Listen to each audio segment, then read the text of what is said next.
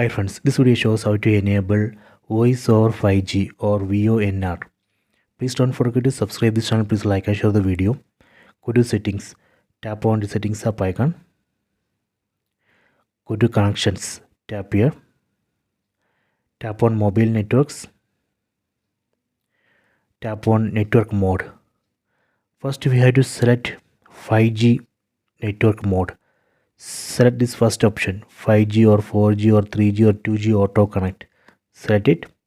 So now we can see voice over 5G option has been enabled.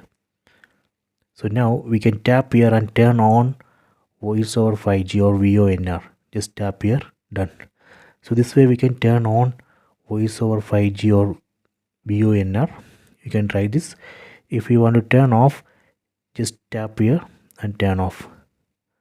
So this way we can turn on or off voice over 5G.